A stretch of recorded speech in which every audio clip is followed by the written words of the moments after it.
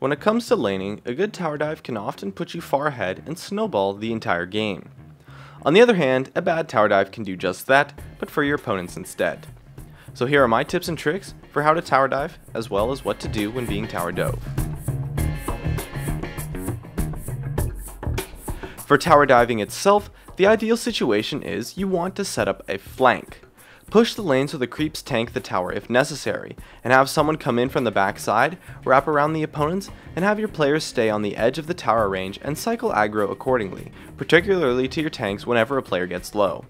The flank is absolutely key, and is the general thing to do when tower diving. Flanking denies any kiting potential your opponents may have, and so it's going to allow you to burst them down quickly and then back off, since you don't want to tank the tower for too long. In addition, try to get your opponents into the inside of the tower area. I call this the danger zone, and it really spells instant death for anyone being tower dove, since it's nearly impossible to dodge skill shots when you're pinned down in that area. Burst down your opponent, wait for creeps, and then you're free to take the tower. Now, if you cannot set up a flank, you're going to just have to run at them.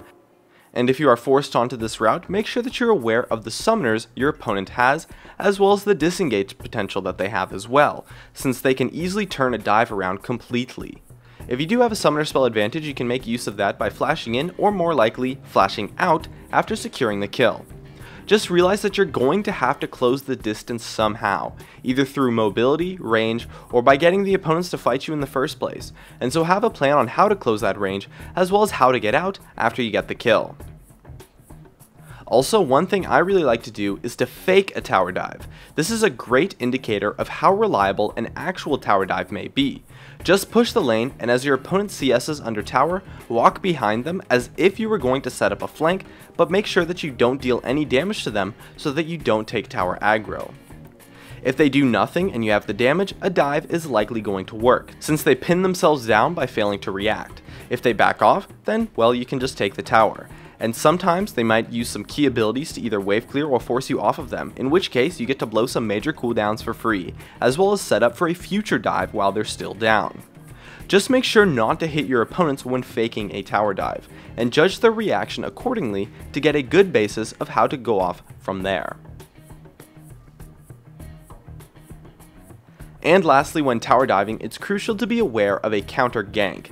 Many players will dive and then just stay behind the tower for a wave or two.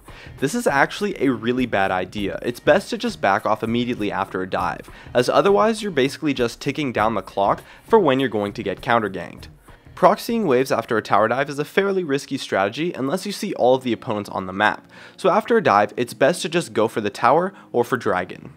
Now, for when it comes to being tower dove, your positioning is extremely important. If your opponents get a flank on you, you're screwed.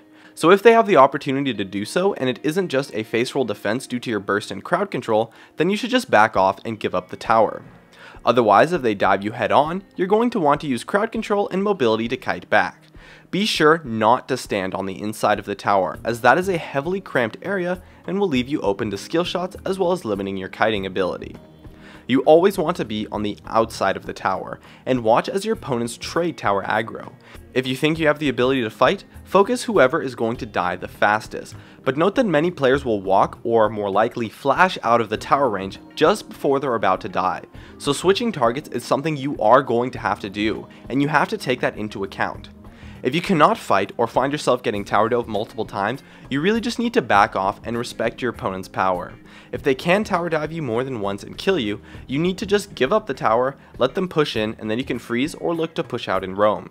You can't really expect to hold every tower, and so if you're in a losing situation, you're going to be forced to just back off or give up further advantages. And that's just about it. My name is Jeremy, and that's it for my video on tower diving. Be sure to check out my stream over at twitch.tv/Jeremy_GamingCurios, and stay connected at facebook.com/GamingCurios. Drop a like, share this video, and make sure to subscribe for some more awesome content in the future. And as always, thank you so much for watching, and I'll see you guys next time.